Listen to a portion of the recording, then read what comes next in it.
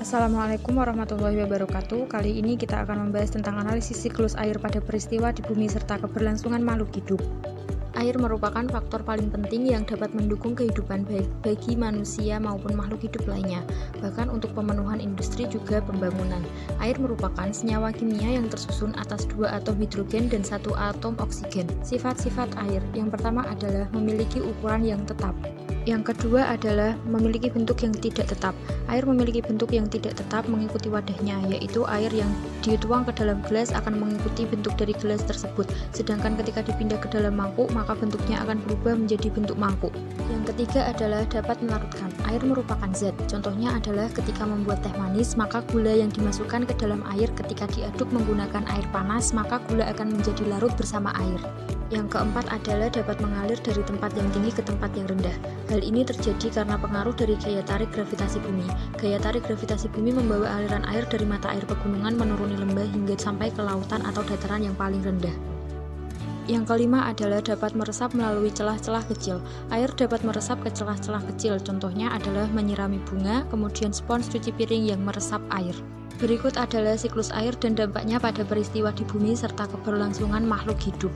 Manusia selalu memerlukan air dalam kehidupan sehari-hari. Kegunaan air antara lain untuk keperluan rumah tangga, pertanian, industri, dan pembangkit listrik. Air selalu tersedia di bumi karena mengalami siklus. Siklus air merupakan sirkulasi air secara terus-menerus dari bumi ke atmosfer.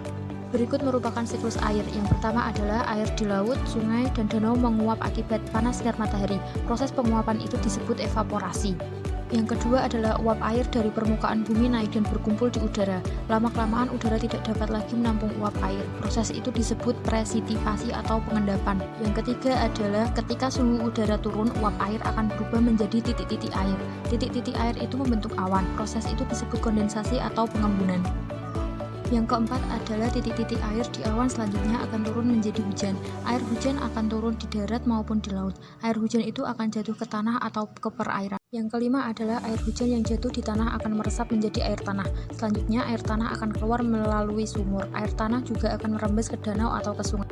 Yang keenam adalah air hujan yang jatuh ke perairan.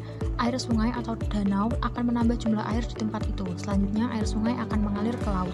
Yang ketujuh adalah proses siklus air terulang lagi, sehingga dapat disimpulkan bahwa sebenarnya jumlah air di bumi secara keseluruhan cenderung tetap, hanya wujud dan tempatnya yang berubah. Dampak siklus air. Siklus air menyediakan air yang diperlukan oleh makhluk hidup yang memengaruhi kelembapan, suhu, curah hujan, dan iklim di bumi, sehingga air yang turun sebagai hujan menghasilkan air tawar yang diperlukan oleh makhluk hidup.